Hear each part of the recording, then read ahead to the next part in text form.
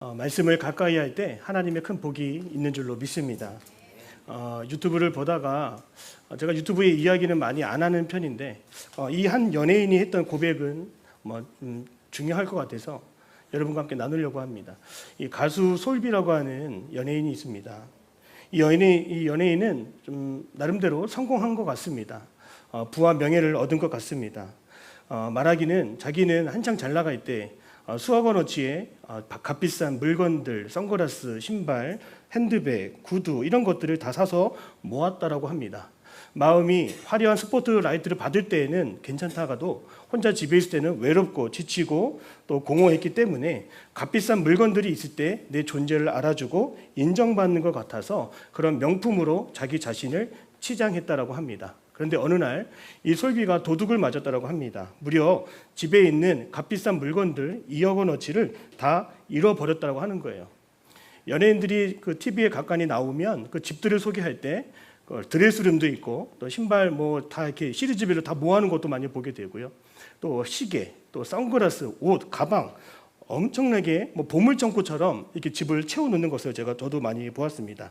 그런데 이 2억 원이 넘는 귀중한 물건들을 한순간 다 잃어버리고 나서 한순간 자기 자신도 잃어버린 것 같은 그런 공허함이 다시 크게 찾아왔다고 하는 것이죠. 그때 이 솔비라고 하는 가수가 이렇게 말합니다. 도둑이 와도 훔쳐갈 수 없는 것은 과연 무엇일까? 도둑이 와도 가져갈 수 없는 것들을 찾다가 그 질문의 끝에 이 솔비는 한 가지의 힌트를 얻었습니다. 마음속에 있는 것들은 어떠한 도둑이 와도 가져가지 못하겠구나. 마음속에 모아두는 것들은 영원히 남는 것이구나. 그거를 인생 가운데 깨달았다고 하는 것입니다. 그래서 이 솔비는 더 이상 보이는 것으로 자기를 치장하지 않고요. 대신 내면을 풍요롭게 하는 것에 더 마음을 두기 시작했습니다. 좋은 책을 읽고 좋은 사람을 읽고 좋은 음식을 먹고 좋은 문화 공연을 관람을 하고 그렇게 하면서 내 마음의 내면을 아름답게 꾸며 나아갔다라고 하는 것이죠. 이 솔비가 마음의 중요성을 이렇게 이야기한 것처럼요. 우리 성경도 우리 마음이 얼마나 중요한지를 말하고 있습니다. 잠언 4장 23절 우리 화면 보고 같이 한번 읽어볼까요? 잘 아시는 말씀입니다. 같이 읽습니다. 시작. 무릇 지킬 만한 것보다 생명의 근원이 이에서 남이니라. 아멘. 여러분, 이 마음이 얼마나 중요합니까? 마음에 뭐가 있어요? 생명의 근원이 있다라고 합니다. 자, 여러분, 이 마음을 잘 가꾸기 위해서는, 이 마음을 아름답게 하기 위해서는 이 마음에 무엇을 심어야 하는 거예요. 씨앗을 심는 것입니다. 이 마음이 생명의 근원이기 때문에 이것을 그냥 내버려 두는 것이 아니라 그 위에 씨앗을 심을 때에 우리의 마음이 꽃밭이 되고 풍성한 가든이 될 수, 정원이 아름다운 정원이 될 수 있다라고 하는 것입니다. 여러분, 자동차에서 가장 중요한 힘의 근원이 어디에 있습니까? 본네트에 있는 엔진에 있습니다. 엔진에 자동차의 힘의 근원이 있기 때문에 이 안에 연료가 들어가야 바퀴가 굴러가고 이동을 할 수 있는 것처럼 우리 마음의 생명의 근원에도 씨앗이 들어갈 때에 오늘 우리도 움직이게 되고 변하게 된다라고 하는 것입니다. 잠언 4장 23절 우리가 읽었던 말씀처럼 마음의 생명에 근원이 있음을 우리 기억하고 따라합니다. 마음에 좋은 씨앗을 심어야 합니다. 저는 여러분들이 젊을 때에 지금부터 늦지 않았습니다. 지금부터 좋은 씨앗을 심기를 축복합니다. 그렇다면 좋은 씨앗이 무엇일까? 먼저 세 가지를 말씀드리면 첫 번째 따라합니다. 말씀의 씨앗. 말씀의 씨앗은 우리의 마음을 지켜주고 우리를 바른 길로 인도해주는 씨앗입니다.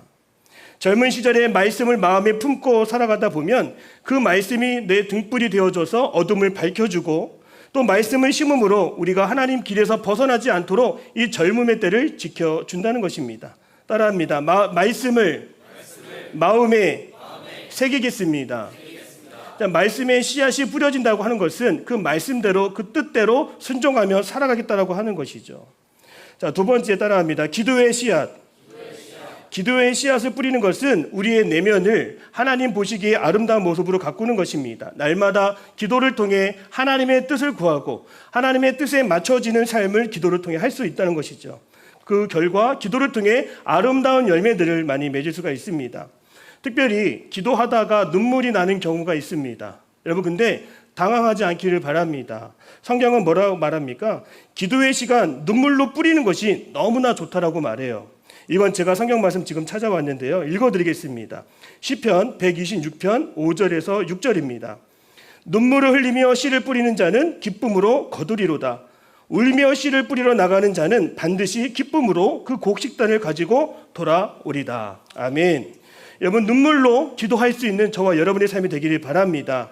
그때 우리의 내면이, 우리의 영혼이 더 건강해지고 기쁨으로 하나님의 풍성한 은혜를 우리에게 허락해 주신다는 거예요. 자, 세 번째는 따라합니다. 물질의 씨앗.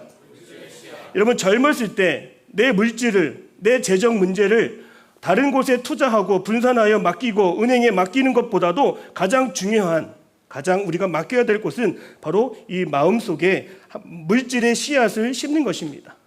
물질은 돈이라고 말할 수 있죠. 그런데 이 물질을 지금부터 마음에 심고 이 물질이 하나님 나라를 위해서 사용되기를 간절히 원하는 마음이 있을 때에 여기에는 놀라운 축복이 있습니다. 바로 그것은 물질을 우상 삼지 않고 물질을 나의 주인 삼지 않는다라고 하는 것입니다.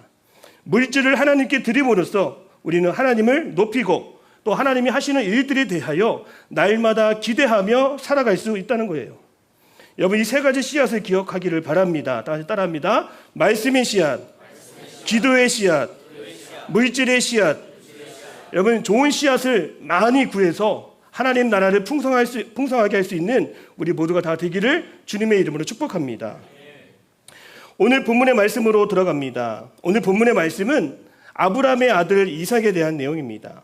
여러분, 무엇보다 이삭은요, 씨앗을 중요하게 여기는 사람이었습니다. 오늘 26장 12절에서 13절에 이삭이 그 땅에서 농사하여 그 해에 100배나 얻었다라고 말하고 있습니다. 농사하여 100배를 얻었다. 그 전에 뭐가 있었을까요? 씨를 뿌리는 작업이 있었다는 거예요. 창세기 26장 12절에서 13절 우리 화면 보시고 같이 읽겠습니다. 시작. 이삭이 그 땅에서 농사하여 그 해에 100배나 얻었고 여호와께서 복을 주심으로 그 사람이 창대하고 왕성하여 마침내 거부가 되어. 아멘. 여러분, 중요한 것이 있습니다. 이 이삭이 씨앗을 뿌릴 때가 언제냐? 우리가 읽진 않았지만 창세기 26장 1절에서 2절을 보면 이런 내용이 있습니다. 아브라함 때에 첫 흉년이 들었더니 그 땅에 또 흉년이 들매 이삭이 그랄로 가서 블레셋 왕 아비멜렉에게 이르렀더니 여호와께서 이삭에게 나타나 이르시되 애굽으로 내려가지 말고 내가 내게 지시하는 땅에 거주하라. 그러니까 이삭은 아버지 아브라함 때부터 이 기근을 피할 수가 없었습니다. 기근은 농작물의 수확을 거둘 수 없는 시기입니다. 먹을 것이 부족한 시기입니다. 내가 살고 있는 곳을 떠나서 아브라함은 이미 오래전 애굽으로 향했습니다. 그런데 기근의 때를 만난 이삭은 아버지처럼 애굽으로 내려가는 것이 아니라 그랄 땅에 거주하며 씨를 뿌렸다라고 하는 것입니다. 여러분, 오늘 청년의 때를 저는 광야의 시대, 또 다른 말로 기근의 때라고 말할 수 있습니다. 아무것도 내 뜻대로 되어지지 않는, 내가 원하는 대로 거둘 수 없는, 얻을 수 없는 그런 시기, 바로 기근의 때라고 저는 말씀드리고 싶어요. 여러분, 이 기근의 때에 가장 중요한 것, 앞으로 나아가는 것만이 중요한 것이 아니라 지금 그 자리에 머물러서 씨를 뿌릴 수 있는 그런 축복의 은혜가 오늘 여러분에게 있어야 될 줄로 믿습니다. 오늘 이삭은 아브라함 시대와 더불어 극심한 기근을 겪었다라고 말하고 있죠. 그런데 오늘 본문의 말씀을 읽은 것처럼 그는 거부가 되었습니다. 여러분, 가난하고 힘들고 어렵고 지칠 때에도 하나님이 축복을 부어주시면 거부가 되는 놀라운 일들이 나타나게 된다는 거예요. 이 거부가 되다, 이 거부는 히브리어로 가달이라고 하는데요. 따라합니다. 크게 되다, 초과하다, 커지다. 여러분, 우리가 생각하는 만큼만 우리가 성장하는 것이 아니라 기근의 때에도 우리가 씨앗을 잘 뿌리면 우리가 생각하는 것 이상으로 축복받는 인생이 될 수 있음을 믿으시기를 바랍니다. 그렇다면 오늘날 많은 사람들이 왜 씨를 뿌리지 못할까요? 바로 그것은 사람들이 마음 깊은 곳에 숙명론이라고 하는 그런 이론을 가지고 있기 때문이죠. 얼마 전에 우리 남지방 우리 부흥회 때 김기성 목사님이 오셨어요. 그래서 저는 이 김기성 목사님을 평소에 좋아해서 그분의 책을 많이 가지고 있는데 그 책을 보면서 한 가지 목사님이 쓰신 글이 있었습니다. 믿음의 반대가 무엇이냐 이렇게 물었습니다. 그때 이 목사님이 글에 숙명론이다라고 썼어요. 숙명론. 따라합니다. 숙명론. 여러분, 숙명론이 무슨 말이냐면 아무것도 할 수 없다라고 하는 거예요. 이것은 내 운명이다라고 말하는 거예요. 그래서 너는 태어났을 때부터 정해졌어. 결과는 정해져 있어. 너는 흙수저야. 더 이상 노력해도 되지 않아. 우리의 운명이 불안하지만 안타깝지만 이미 정해져 있다라고 하는 거예요. 그렇기 때문에 씨를 뿌리지 못한다라고 하는 것이죠. 이미 머릿속으로 지난주에 얘기한 것처럼 시뮬레이션을 한다는 것입니다. 안 될 일을 하지 않는 거예요. 요즘에 우리 청년들, 젊은이들이 하는 단어 가운데 이런 단어가 있어요. 근데 이거 제가 발음하다 보니까 너무 힘든데, 할 말 하안. 할 말 많은데 하지 않겠다.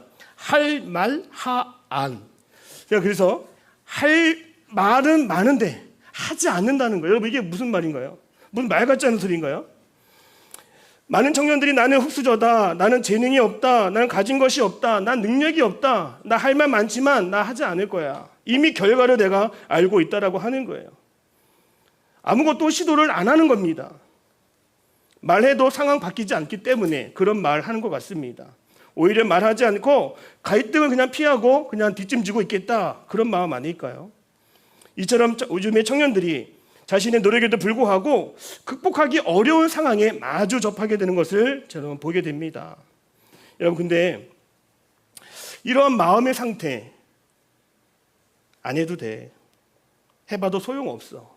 저는 이것이 우리 심리적인 기근, 정신적인 기근이라고 저는 생각을 합니다. 숙명론적인 사고는 청년들로 하여금 기대감을 사라지게 하죠. 그리고 삶에 대한 회의감을 갖게 합니다. 사회적인 불평등 속에 야, 무슨 노력이냐, 그냥 오늘 먹고 마시자, 부어라 마셔라, 술게임이 유행하고 있습니다. 아무것도 하지 않고 그저 그 자리에서 즐기자는 거예요. 여러분, 그런데 성경 말씀 속에 우리가 주목해야 될 한 사람이 있다면 저는 구약의 여호수아라고 저는 말하고 싶습니다. 여호수아는 어떠한 상황 속에서도 축복해 주시고 어떠한 기근 속에서도 함께 하시는 하나님을 잘 알았던 사람이 바로 여호수아입니다. 우리 여호수아 1장 2절에서 3절의 말씀 같이 한번 화면 보시고 같이 읽겠습니다. 시작. 내 종 모세가 이제 너는 이 모든 백성과 더불어 일어나 건너 내가 그들 곧 이스라엘 자손에게 주는 그 땅으로 가라. 내가 모세에게 말한 바와 같이 밟는 곳은 모두 내가 너희에게 아멘. 아직 한 번도 가보지 않은 길이지만 여호수아의 마음속에는 심리적인 기근이라고 하는 것을 찾아볼 수가 없었습니다. 하나님이 말씀하셨고 하나님이 함께 하신다면 가보지 않은 길도 밟아보는 것이 바로 여호수아의 모습이라고 하는 것이죠. 여호수아 18장 3절에 여호수아는 그들에게 도전하며 말합니다. 우리 3절의 말씀. 여호수아가 이스라엘 자손에게 이르되 너희가 너희 조상의 하나님 여호와께서 너희에게 주신 땅을 점령하러 가기를 어느 때까지 지체야 하겠느냐. 여러분, 여호수아 18장 3절의 말씀을 보니까 따라합니다. 어느 때까지 지체하겠느냐. 여호수아가 가졌던 마음은 기근했더라도 하나님 말씀하셨으니까 그 말씀 붙들고 나아가는 것이 맞지만 여전히 그 지파들 가운데에는 나가지 못하고 도전하지 못하고 씨를 뿌리지 못하는 사람도 있었다라는 거예요. 그 지파가 바로 아셀 지파라고 하는 것이죠. 아셀 지파. 축복의 땅에 씨를 뿌리지 못했다라고 하는 거예요. 주님이 약속하신 축복, 주님이 반드시 이루겠다는 그 성취를 눈앞에 두고도 수많은 지파들 가운데서도 감히 생각하지 못한 영적인 기근의 사람, 바로 아셀 지파라고 할 수 있는 것이죠. 오늘 이 자리에도 하나님이 축복 주실 것을 우리는 다 믿는 믿음으로 여기 앉아있지만 그 누군가는 분명히 영적인 기근의 문제로 시도하지 못하고 도전하지 못하는 그 한 사람이 있다면 오늘 하나님이 그 한 사람과 함께하여 주셔서 함께 씨를 뿌리는 역사가 오늘 강하게 나타나기를 주님의 이름으로 축복합니다. 최근에 본 책 제목 가운데 코리 키스라고 하는 저자가 쓴 무엇이 나를 살아있게 하는가라고 하는 책이 있습니다. 이 책의 제목은 영어로 랭귀싱이라고 해요. 랭귀싱. 이거는 쇠약해지다라고 하는 뜻을 가지고 있고 또 하나의 뜻은 시들어지다라고 하는 뜻을 가지고 있는 거예요. 무엇이 나를 살아있게 만드는가, 반대로 무엇이 나를 시들시들하게 만드는가. 이 책은 그 시들시들해지는 현대인의 문제를 꼬집습니다. 무려 살아가는 사람들의 대부분 60%, 오늘 아마 이 자리에 앉아있는 60%도 아마 해당이 될 수도 있습니다. 인생의 지금 오늘 시들시들해짐을 느낀다는 거예요. 인생의 시들함이 언제 찾아오냐면 청소년기에 찾아온다랍니다. 여러분, 청소년기 다 지나오셨잖아요. 뭔가를 하고 싶은데 계속 막히고 부모가 반대하고 그 꿈과 비전이 시들시들해지는 것을 느낍니다. 두 번째 시들함은 청년기 25세에서 34세에 찾아오는 거예요. 경력을 다지고 가정을 꾸리기 시작하는 그 단계이지만 내 마음대로 아무것도 안 되는 것을 또 겪습니다. 그리고 인생 75세에 세 번째 시들함이 찾아온다는 거예요. 여러분, 흔히 우리가 이 시들함과 우울증을 비교할 수가 있어요. 이 우울증은 매일 절망과 슬픔을 느끼고 울음을 터뜨리는 증상이라고 한다면 어쩌면 시들함은 더 심각합니다. 폭넓게 많은 사람들에게서 나타나는데 혹시 내가 이 증상이 있는지를 점검해 보십시오. 첫 번째는 나는 내 삶을 통제할 수 없다. 두 번째, 나는 어떠한 상황을 앞두고 있지만 그 무엇도 결정을 내릴 수가 없다. 내 인생에는 뚜렷한 목적이 보여지지 않는다. 여러분의 인생 가운데 어떠한 뚜렷한 목적을 이루고자 하는 간절함이 사라졌다면 지금 여러분의 인생은 시들시들함이 찾아온 것이죠. 그래서 이 책에서는 이 인생의 시들함을 극복할 수 있는 5가지를 제시하는데요. 첫 번째, 배움, 관계, 영성, 목적, 놀이. 보십시오. 이런 뭔가를 배우기 시작하면 그 지식과 교양으로 인해서 마음이 움직이게 됩니다. 시들함이 사라지게 되는 거예요. 또 관계, 인간이 누군가와 관계를 맺게 되면 마음에 열정이 생기고 사랑이 생기고 도전의식도 생기고 또 쫓아가게 되고 또 흠모하게 되고 마음의 시들함이 사라지게 된다는 것입니다. 또 영성, 인간이 초월적인 존재를 만나면 그 무언가에 대한 꿈을 꾸게 되고 기대하게 되고 바라게 되는 것이죠. 시들함이 사라집니다. 또 목적, 인간의 원대한 목적을 발견만 하게 되면 달려가게 돼 있습니다. 마지막 놀이, 재밌는 놀이를 하면 내 몸과 마음이 신나서 움직이게 되는 거예요. 여러분, 이 시들함은 이렇게 극복할 수 있다고 하는 것이죠. 오늘 우리 가운데 교회 나오지 않고 예배하지 않고 교제하지 않고 점점 시들어져 가는 이 가을 날씨에 점점 초라하게 시들어가는 우리의 인생, 여러분 극복할 수 있기를 바랍니다. 우리가 이 위대한 무언가와 연결되기 시작할 때, 주님과 한 마음을 품고 주님에게 나아가기 시작할 때 우리의 시들함은 다 극복할 줄로 믿습니다. 그렇다면 오늘 본문의 마지막으로 이삭이 씨앗을 뿌린 이유는 무엇일까요? 그렇습니다. 이삭이 어떠한 상황에도 불구하고 씨앗을 뿌릴 수 있다고 하는 것은 다른 말로 언제든지 어디서든지 하나님과 연결되어 있었다고 하는 것입니다. 하나님의 약속의 말씀의 씨앗을 마음에 품고 있었다고 하는 것입니다. 어디를 가든지 밟는 곳은 다 너희 것이 될 거야, 그런 마음을 품고 있었던 것이죠. 오늘 26장 우리 3절과 4절을 다시 한번 읽겠습니다. 시작. 이 땅에 거류하면 내게 복을 주고 내가 이 모든 땅을 너와 네 자손에게 주리라. 내가 내 아버지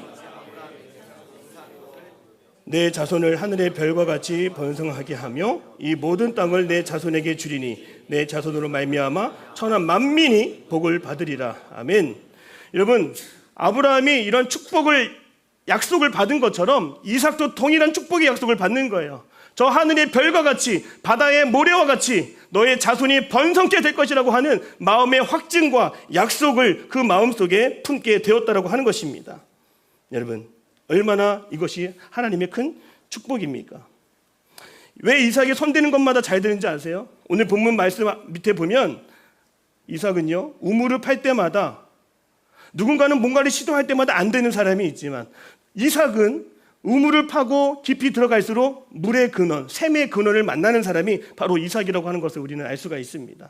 여러분, 하나님과 함께 하여서 시들어진 우리의 인생을 극복하고 하나님의 약속의 말씀대로 성취되기를 주님의 이름으로 축복합니다.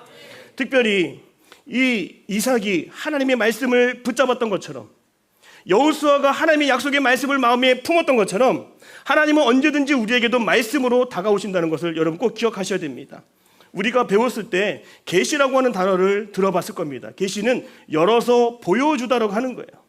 오늘 여기에 옷장이 있으면 옷장 문을 열면 그 안에 이불이 있고 비계가 있고 여러 옷 여벌이 있을 겁니다. 마찬가지로 하나님도 계시를 통해서 하나님이 가지고 있는 마음을 보여주기를 원하시고 하나님의 생각과 계획을 들여다보게 하시는 그런 하나님이십니다. 근데 그 계시를 무엇을 통해서 알려주시냐면 첫 번째 따라합니다. 일반 계시.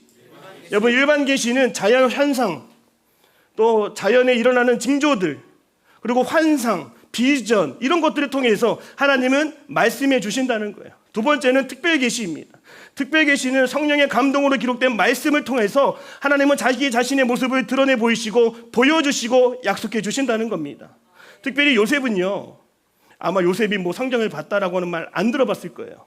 여러분, 요셉 시대에, 창세기 시대에는 성경책이 없습니다. 뭘 보면 알 수 있어요? 자연을 보면서 알 수 있는 거예요.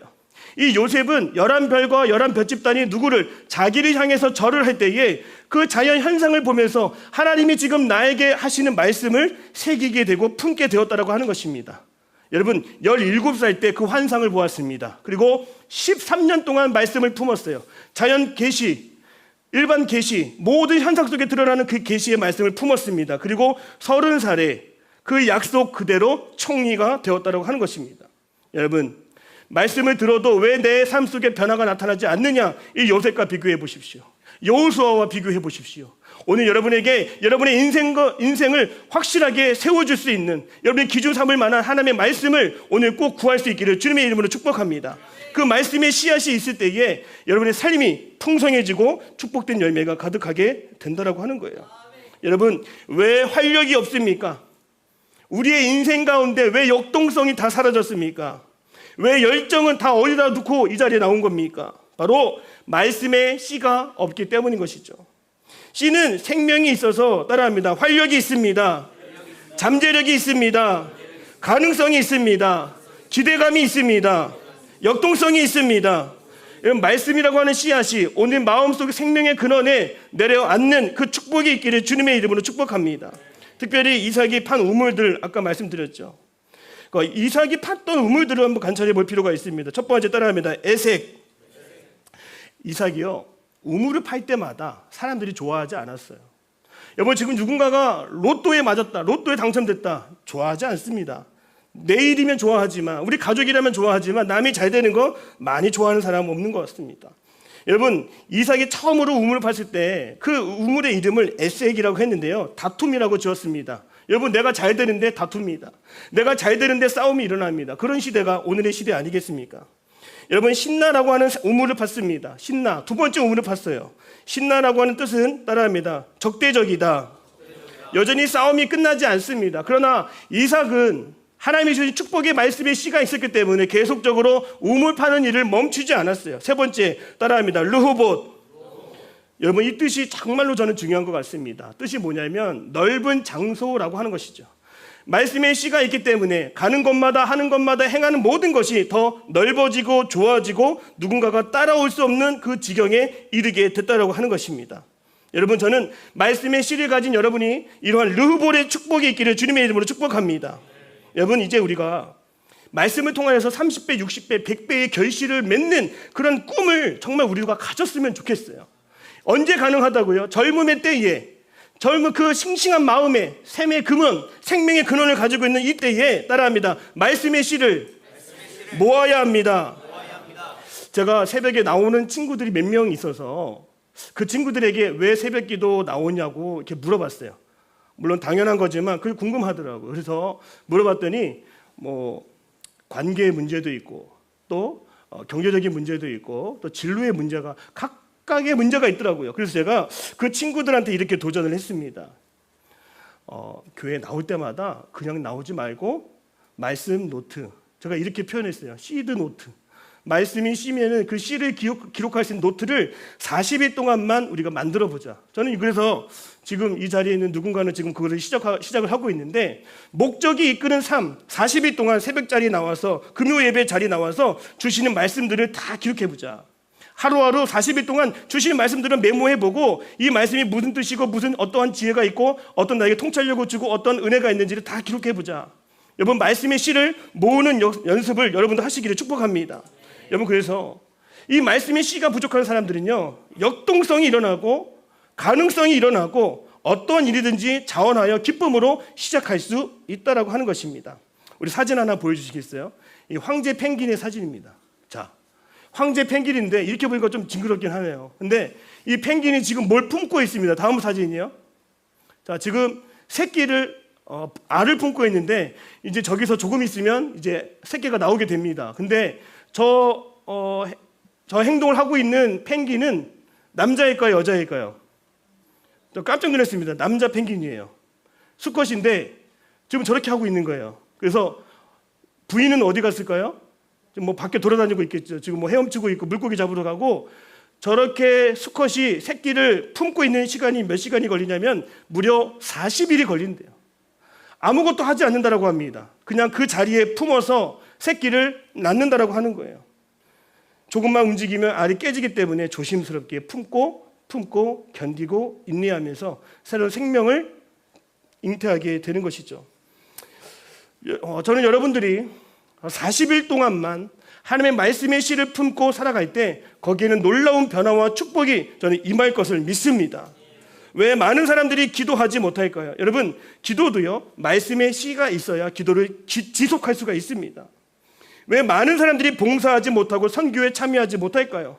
저는 다른 데서 원인을 찾지 않습니다. 시간이요, 물질이요, 부족하다고 말하지 않기를 바랍니다. 바로 그들의 마음속에 씨가 없기 때문에, 시들어졌기 때문이 아닐까 저는 그렇게 생각을 합니다.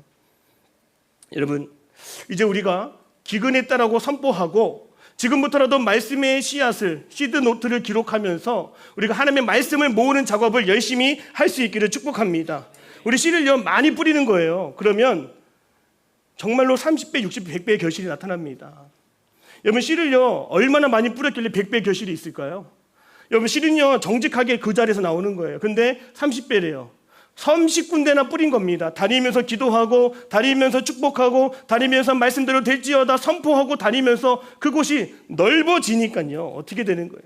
그 인생의 운명을 확실하게 변화시켜 버린다고 하는 것입니다. 끝까지 힘든 시간이지만 우리 마음속에 하나님이 주시는 말씀의 씨앗을 품고 믿음으로 승리하고 마침내 열매를 얻는 우리 풍성한 삶이 다 되시기를 주님의 이름으로 축복합니다. 기도하겠습니다.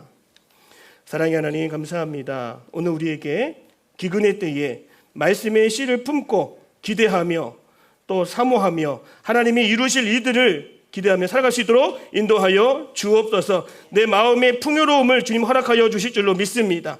세상의 물질적 유혹 넘어가지 않게 하시고 외적인 성공에 취하지 않게 하시며 진정한 평안과 기쁨을 누리게 하여 주옵소서. 살아계신 예수님의 이름으로 기도드립니다. 아멘.